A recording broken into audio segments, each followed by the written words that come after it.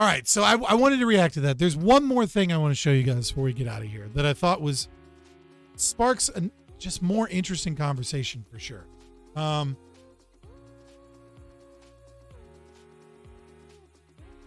answer your question, Mark, yeah, I'll get it to him. So let me go. I think this is an incredibly interesting phenomenon that we need to be very wary of, and probably in ways that are different than you think. So have you guys seen this? Have you seen this, Mark?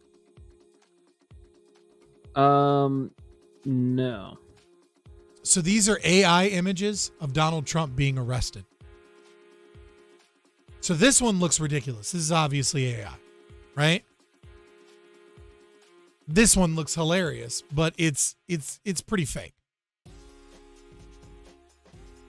This one's starting to look a little bit more real. And lastly, we have this photo. I think you would be hard pressed until you, like, boomers won't be able to do this. You'll be able to look at this hand and see this artifact here and recognize something's not quite right. Maybe this hand and be like, what the fuck? To me, it's more the farthest right cop, and then two to the left of it looks like the same face, basically. Maybe. I guess. Like I don't know. It looks like a modified. I don't know. The faces look a little off to me. But the AI is getting a lot better at these. It's learning. It's learning to imitate photography very well. You can't see anyone's eyes, though. I mean, you can see this guy's eyes, like they have their hats. Yeah, but what I mean is, like, this is so not the point of why I'm showing this. Is to be like, it's so easy to tell how much of an AI. Maybe kinda, right? But like your mom. Okay, take out the hands. Tell me that your mom would recognize this as a fake photo. Probably not.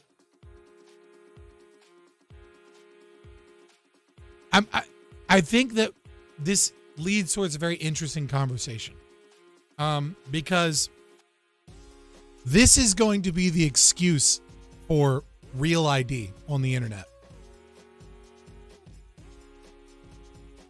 It's also probably going to be used to, like, make scapegoat, like, help make laws. I will do what we always do. Use the Republicans. And do weird, shady shit, and then just be like, oh, well, we didn't realize that was fake, but the law's in place and it's not unconstitutional, and you all wanted it, so we're going to keep it. Yeah, I don't know where this leads, but where I'm seeing this, honestly, at a glance while you're scrolling through a feed, this would get 90% of boomers. Yeah, for sure. Can we look at the previous picture, though? Yeah, the previous picture, is a little bit easier to tell it's fake. But it's still, this one could still get some people. Yeah, the legs, like there's this random leg chopped in that doesn't make sense. For sure. Yeah, because it still doesn't know how, like, different legs look. It can't, because of the same colored pants, it can't quite figure out how to attach them properly. Mm-hmm. This one almost looks real, but his face is just so comical. And this one is like, this is honestly, something totally. I think, actually, I mean, if you didn't pay close attention, like, you'd believe that one was real. You can tell, like, his face looks too, like, artistic to, like, be real. It's like hyper realism. Swipe through. Yeah, but, like, if you're just swiping through, or, like, you just see it in an article, like, you wouldn't pay attention and totally believe it. It's really important to recognize that this is going to lead to real ID. You're not going to be allowed, like, I guarantee you, in a few more years, the government is going to institute policies that say that you have to identify yourself with your driver's license to be on social media. It's gonna happen. That's gonna be the next step of like, the more I see this shit, the more I just become convinced of it. But they're not gonna allow this to occur, and they're going to, like, sing the alarm. They're gonna use, like, the alarm bells and be like, guys, like, without that, how are we ever gonna know what is a deep fake and what is AI, and We're never going to know if you're talking to real people. And, you know, Russian bots and misinformation they're going to sound exactly like real people. And it's going to sow division and political conflict and all these things to protect you and your safety and things like that. We have to make sure that no one is anonymous online. And then they'll track everything that you say, no matter what, track to every fucking person. Edward Snowden was proven that they were tracking most of what you were saying in 2013. And nobody went to jail. No programs were shut down. No funding stopped. And it was growing. By the same token, though, like, the death of anonymity on the internet seems inevitable to me. Yeah. But also, not quite inevitable. But it'll become one of those things that a very, very select few people are able to do anymore. Yeah, it'll be like a dark web thing. You'll have anonymity on the dark web and stuff like that, but like every major social media platform will require IDs. To be part of society, you will have to no longer be anonymous, period. Yeah, you won't be able to be on Twitter unless you're verified. Everyone will be verified on Twitter. No one will be unverified on Twitter. And then the government will have the DOJ and all of them, DOD and Department of Homeland Security, name a 3-letter agency. They'll have back doors to all of that so that they can store all of your information. Yeah. And it'll all be tagged and marked so that everything that you say forever and always will be known by the state. And then it'll be put through AI algorithms to determine how much of a threat you are. To determine if you need to be tagged and watched. They're already doing this with prisoners and parole boards. They're already doing it in Florida with kids in schools where they're determining which kids are a threat and then harassing those kids to leave fucking neighborhoods. I mean, it didn't help at Parkland. We will have the digital version of the Demolition Man underground. Fuck the 3 shells.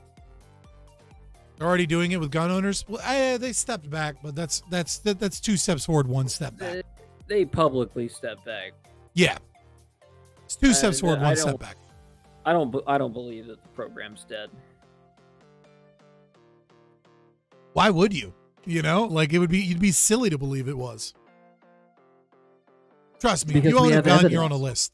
If you own a gun, you're on a list. We have evidence. Actually, pause.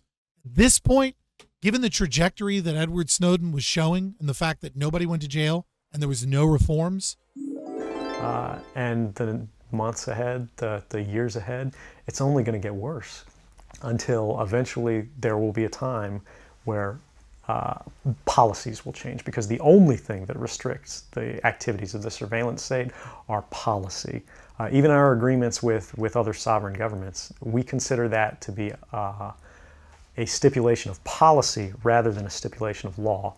And because of that, a new leader will be elected. They'll flip the switch, say that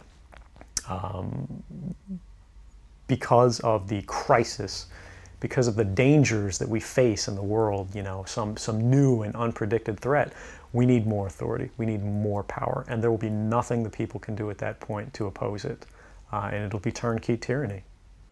All of you are on a list. All of you. Everyone you know is on a list, and all of their data is collected. The only, that is a very, very safe assumption at this point. Sir, are you classified as human? Negative. I am a meat popsicle. If everyone owns a gun, then the list is useless. I mean, fair. I thought it was interesting. No, not once they break AGI. What do you mean? I mean, once the AGI can process the list and data. Sure. Hey, mad gentlemen, I don't know that it's possible. AGI. Well, at this moment, it's a Schrodinger's notion anyways. Like, we just don't know. But assuming it does exist, or even just higher level computing power can render that list far more usable, because you'll just be able to process lists faster, give it more complex search algorithms to use, and now they might as well have the data and then build your search engine off of it. Based on YouTube policy, they know everyone in their bank accounts. Yep. And that's just a small, teeny portion of your metadata. You think the state hasn't connected that to your Twitter and connected that to your Twitch account and connected that to your Rumble account? Maybe not your Rumble right now, but probably. Plus connecting all that to your phone's IP, because you're using it on your phone. Yep. What do you like? If you've used your phone YouTube once on your phone, then your phone ID. So your where you go, what you purchase, where you've been, your GPS telemetry, what your schedule is. Now, Edward Snowden was saying all of this is already being done in 2013. He was just saying that in order to collect all of that data, they only really had the power to do so if you were targeted, right? And they could target you for any reason, but they just didn't have the capacity, technological capacity at the time, to do it to everyone always. But he was showing plans to like double their capacity within like 2 years in 2013. None of that stopped. So like, why anyone believes that you're not already on a list is just hilarious to me. If the SPLC could track everyone who donates to Nick Fuentes, the government is totally doing that to everyone. Exactly. Because the government has trillions of dollars invested in tracking people at this point. That's why they're in bed with Silicon Valley. And also, they're not the only ones working with them. They're all, it's the Five Eyes, which is like the 12 Eyes at this point or something, right? Like the British have right? Like the British are doing it too. You think they're not sharing all of their data that they're collecting from like Gmail? I know it's like a totally boomer way to end this and like freak the fuck out, but like I kind of just wanted to freak you guys out before I raided into somebody else. Wake you guys up again and figure out where we got to go for the night. Get you startled, get your blood pressure rise.